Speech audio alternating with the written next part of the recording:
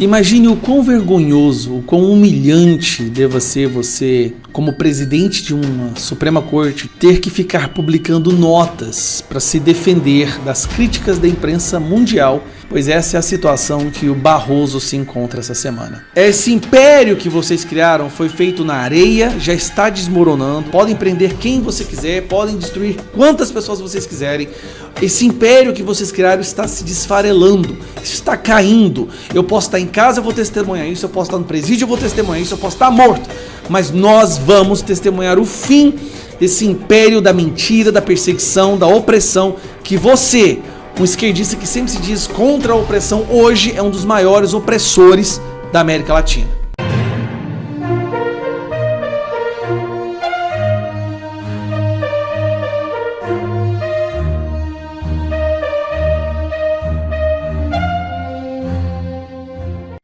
Visto norte-americano não é um direito, diz o governo dos Estados Unidos. É isso mesmo. Mensagem do Departamento de Estado em português vem depois de alteração de gênero de deputadas trans brasileiras. É isso mesmo. O perfil em português do Departamento de Estado dos Estados Unidos no X, o antigo Twitter, publicou uma mensagem sobre o caráter do visto americano. A publicação, atribuída ao secretário Marco Rubio, destacou que o visto é um privilégio e não um direito, e é reservado a quem contribui positivamente para os Estados Unidos. A postagem foi acompanhada de um card com uma versão resumida da declaração de Rubio. Visitar os Estados Unidos não é um direito, é um privilégio concedido àqueles que respeitam nossas leis e valores. A mensagem em português foi postada alguns dias depois das críticas públicas de duas deputadas transexuais brasileiras que tiveram o cadastro do visto alterado para gênero masculino. As transexuais Duda Salabert e Erika Hilton tiveram a alteração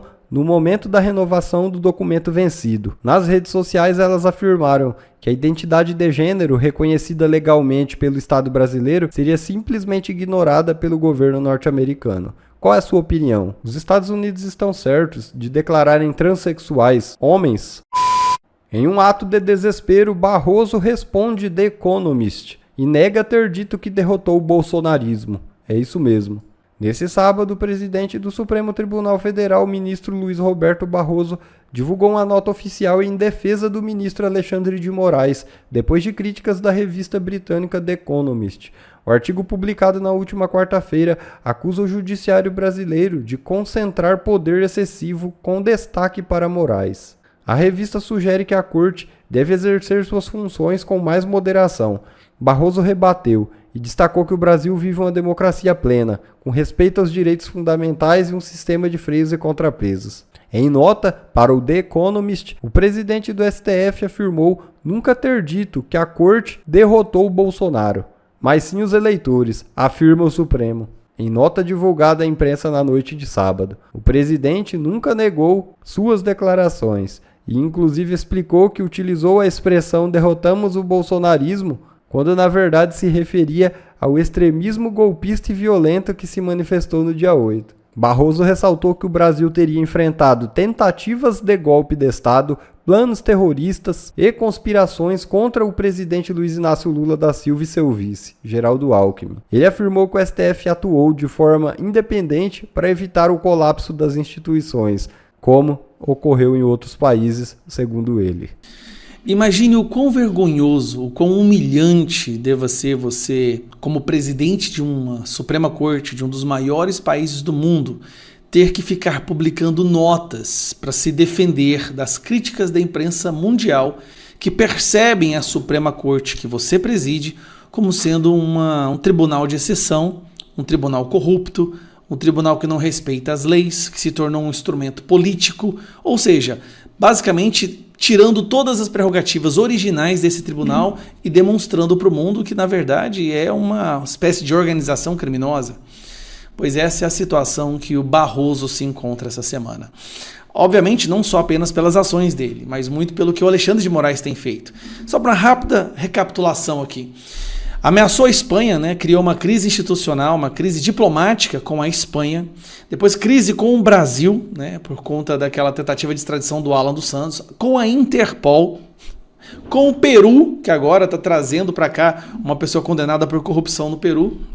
é reconhecida no Brasil pela maioria da população como uma instituição não confiável. Bom, aí aconteceu algo curioso nesses últimos dias. Uma das maiores revistas do Reino Unido, a The Economist, soltou 13 postagens no X criticando Alexandre de Moraes. 13 postagens de uma das maiores e mais lidas revistas, que é o Economist do Reino Unido, The Economist, na verdade, né? Aqui tem alguns exemplos, né? Nenhuma figura se incorpora tanto quanto o Alexandre de Moraes, o problema no Brasil, o problema no Supremo Corte do Brasil, tem que ser barrado, e várias outras, né? Se você acompanha a X aqui, são vários artigos detonando Alexandre de Moraes. A situação chegou a um ponto tão absurdo. Nós estamos vendo aí que o mundo reconhece que a Suprema Corte Brasileira não está preocupada com justiça, seus membros não são lá muito idôneos, e o coelho saiu da cachola, não tem como colocar de volta. Aí, o Barroso já teve que emitir uma nota criticando a Folha de São Paulo, porque a Folha de São Paulo também estava falando a mesma coisa, aí vai o Barroso e escreve uma nota. O Barroso está quase virando um repórter agora, um jornalista, tá? E agora me vem a Suprema Corte Brasileira e solta uma nota para a Economist. Estou no site do STF, vocês podem olhar aqui em cima, ó. Aqui para você ver melhor. Estamos no site do STF, como você pode ver. E o que a gente tem aqui? O Barroso sendo obrigado a publicar uma nota sobre as reportagens. Não foi só uma, foram várias reportagens. Então, eu vou ler para você essa nota e você vai se chocar agora, porque agora nós temos um STF que produz fake news internacional, tá bom? Vamos lá. Acerca da matéria da Brazil Supreme Court on Trial, né, a Suprema Corte do Brasil em julgamento, venho esclarecer alguns pontos. A reportagem narra algumas das ameaças sofridas pela democracia no Brasil, embora não todas. Entre elas se incluem a invasão da sede dos 3 poderes da República por uma multidão insuflada por extremistas. Sim, você não leu o artigo, mas ele menciona sim isso aqui, viu, Barroso? Acampamentos de milhares de pessoas em portas de quartéis pedindo deposição do presidente eleito. Isso aqui não é crime, tá, Barroso? Só para você saber. Tentativa de atentado terrorista à bomba no aeroporto de Brasília e tentativa de explosão de uma bomba no Supremo Tribunal Federal. Ah, esse aqui é aquele coitado que foi lá e se matou? Nossa, mais fake news, hein? Explosão de uma bomba. Nossa Senhora. E, claro, uma alegada tentativa de golpe com plano de assassinato do presidente e do vice-presidente. Até agora não teve prova nenhuma disso. Vamos lá. E de um ministro no tribunal. Os responsáveis... Só um detalhe. Será que tudo isso que você está narrando que aconteceu aqui não foi justamente uma explosão de indignação por causa justamente do que a revista The Economist está falando? Só para pensar um pouquinho. Será que tudo isso aqui teria acontecido se o Supremo Tribunal Federal não tivesse abandonado suas prerrogativas originais e transformado num tribunal de exceção? Os responsáveis estão sendo processados criminalmente com o devido processo legal. Não estão seguindo o devido processo legal, tá? Isso aí você sabe disso. Inclusive, se tem uma coisa que todo mundo no Brasil sabe, é que o devido processo legal não está sendo seguido. Nem intimar as testemunhas de defesa vocês estão intimando. Como reconhece a matéria. Foi necessário um tribunal independente e atuante para evitar o colapso das instituições, como ocorreu em vários outros países do mundo, do leste europeu e América Latina. A pesquisa da Datafolha mais recorrente revela que, somado os que confiam muito, 24, e os que confiam um pouco, 35, a maioria do STF, a maioria confia no tribunal. Mas por que você não mencionou aquela pesquisa que mostra que só 12% confia? E ela tem 2 meses, tá, Barroso? Só 12% confia no STF. E não é você mesmo que fala que confiança não importa nada para o STF, que o STF é um tribunal que não pode se preocupar com a opinião pública? As chamadas decisões individuais ou monocráticas foram posteriormente ratificadas pelos demais juízes. Sim, como mostrou a matéria de várias revistas, vocês foram obrigados a fazer isso por causa do comparativismo para proteger a si mesmo, porque se cai o Alexandre de Moraes, cai vocês cada um depois, tá? Então não tem nada a ver. O X foi suspenso no Brasil por haver retirado os seus representantes legais do país e não em razão de qualquer conteúdo publicado. O X retirou do Brasil porque os responsáveis haviam sido ameaçados de prisão. De prisão, Barroso. E assim que voltou a ter representante, foi restabelecido. Todas as decisões de remoção de conteúdo foram devidamente motivadas e envolviam crime. Mentira! O Twitter Files mostra isso. Não houve que a maioria... Use a criatividade para derrubar a Revista Oeste. Use a criatividade, tá bom? investigação à prática de crime ou preparação de estado de golpe de Estado. O presidente do tribunal nunca disse que a corte defeated Bolsonaro, foram os eleitores. Então, peraí. Aqui você está dizendo que o que você disse é que vocês derrotaram os eleitores do Bolsonaro? Então, nesse momento, você se colocou como oposição aos eleitores do Bolsonaro? É isso? Mas eu acho que não foi isso não, Barroso. Porque está aqui, ó. Energia renovada, pela concordância e pela discordância. Porque essa é a democracia que nós conquistamos. Nós derrotamos a censura, nós derrotamos a tortura, nós derrotamos o bolsonarismo. Nós derrotamos o bolsonarismo. Nós derrotamos... O que é bolsonarismo? É Bolsonaro, seus apoiadores, os deputados apoiadores, as pessoas que votaram. É tudo que envolve um dos candidatos. Você, como presidente... Não, você não era presidente na época, mas você como ministro do STF declarou em público que você derrotou todo o grupo de uma figura política.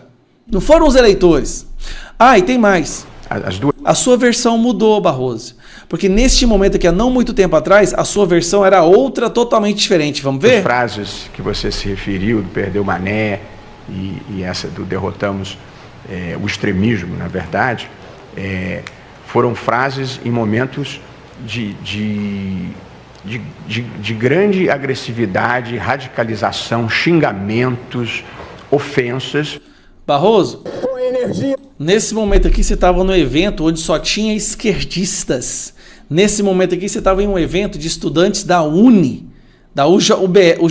sei lá, essa porcaria desses maconheiros aí. Você estava nesses estudantes esquerdistas, Barroso. E aqui você disse extremismo. Então, peraí, é extremismo? É eleitores do Bolsonaro? Que você se referiu, do perdeu Mané e essa do derrotamos o extremismo, na verdade. O extremismo. Então, você decidiu que extremismo é quem apoia um dos candidatos, então tem que prender todos e censurar todos. Mas vamos lá, vamos continuar porque tá bom demais isso aqui. Estamos terminando.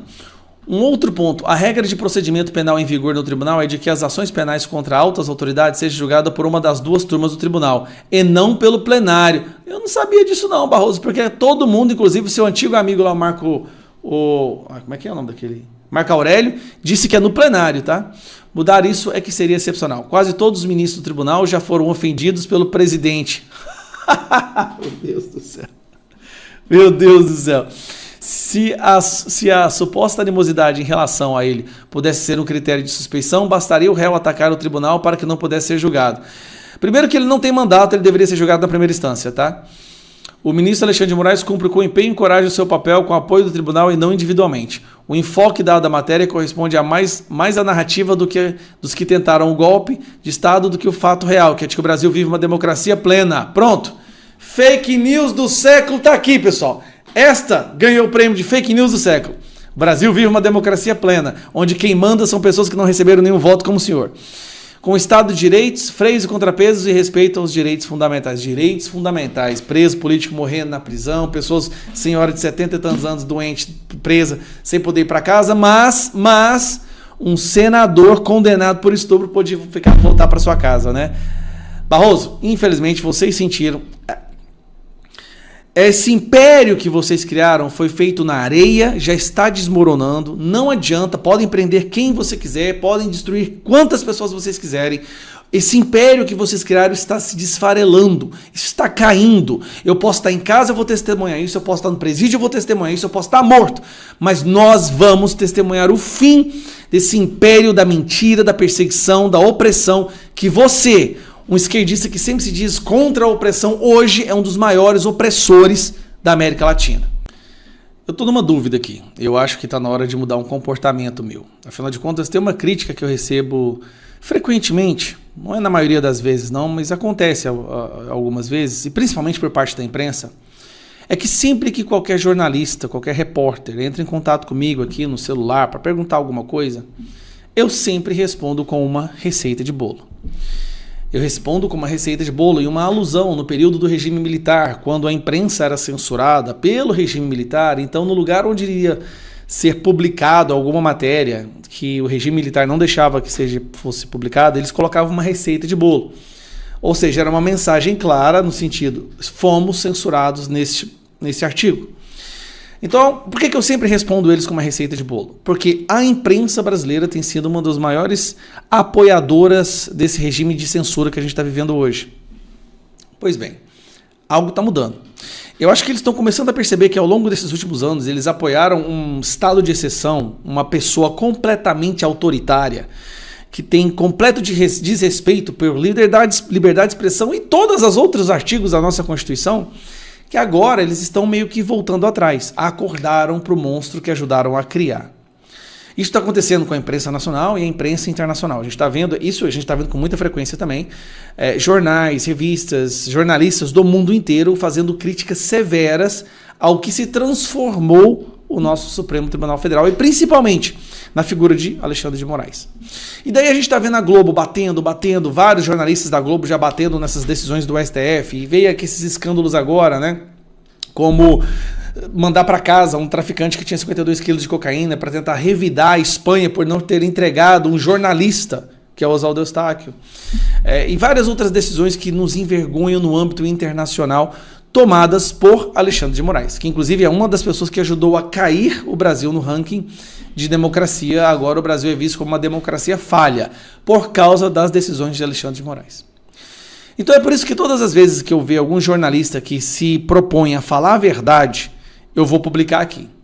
E por isso eu estou começando a contemplar a possibilidade de não mais responder à imprensa com receita de bolo, porque parece que, embora eles ainda sejam avatares ideológicos, e a maioria é um bando de imbecil, desculpa, mas é verdade, um bando de imbecil, eles estão começando a perceber que ajudaram a criar um monstro que no futuro irá devorá-los. Então, esse aqui é um jornalista do jornal da Band, que de vez em quando ele solta a verdade doída. Alexandre de Moraes colocou o Supremo num outro patamar. Antes dele, o STF era criticado por se meter onde não devia, o tal do ativismo. Agora, as críticas são mais duras e talvez já mereçam uma reflexão interna. É razoável Moraes tocar processos que não terminam, disparar ordens de prisão, bloquear perfis nas redes sociais e distribuir condenações com penas altíssimas. E agora, essa recusa do pedido de extradição feito pela Espanha de um traficante, porque a Espanha não mandou para cá um blogueiro, que é um dos quase 900 réus do 8 de janeiro. Será que a gente não corre o risco de criar dois Brasis? Um onde Moraes faz o que quer e outro onde as pessoas fazem o que Moraes deixa? É exatamente isso. A crise institucional, que a gente vê algumas figuras políticas dizendo que, olha, nós não podemos aprovar a anistia por causa da crise institucional, nós não podemos resgatar as atribuições, as prerrogativas constitucionais do Congresso para não gerar uma crise institucional. Todas as vezes que eles usam esse termo, crise institucional, tem uma definição para isso. Crise institucional no Brasil hoje é fazer algo que o STF não goste. É falar o que eles não querem, é aprovar uma lei que eles não gostem, que eles não aprovem, que eles não apoiem. É fazer qualquer coisa que não seja do agrado dos ministros do Monte Olimpo, os deuses do Monte Olimpo. Isso virou no Brasil crise institucional. Então, peraí, se fazer qualquer coisa que o STF não gosta é considerado, hoje, no novo jargão jornalístico, crise institucional, então o Brasil está em crise institucional justamente porque as outras instituições não podem fazer algo que uma não quer.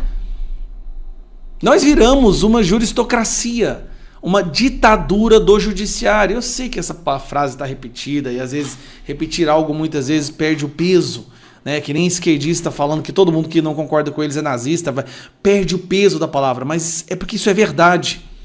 Hoje nós vivemos numa ditadura do judiciário que se esforça em disfarçar essa ditadura. Então, eles deixam ali algumas pessoas reclamando, eles deixam algumas postagens, eles deixam algumas manifestações, mas as decisões que eles tomam nos processos aos quais eles criaram, não deixa dúvida. Estamos, sim, em uma ditadura do judiciário. Jornalistas têm medo de criticar o Alexandre de Moraes.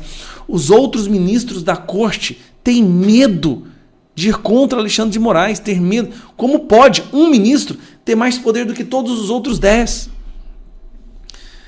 Então, assim, eu vou pensar com muito carinho, acho que está na hora de voltar a responder, porque, embora seja, na grande maioria, um grupo de imbecis ideologicamente sequestrados pelas universidades e pela esfera impermeável ali, a bolha impermeável que eles convivem, eles estão começando a perceber que eles são responsáveis por ter criado um monstro que agora quer devorar a todos.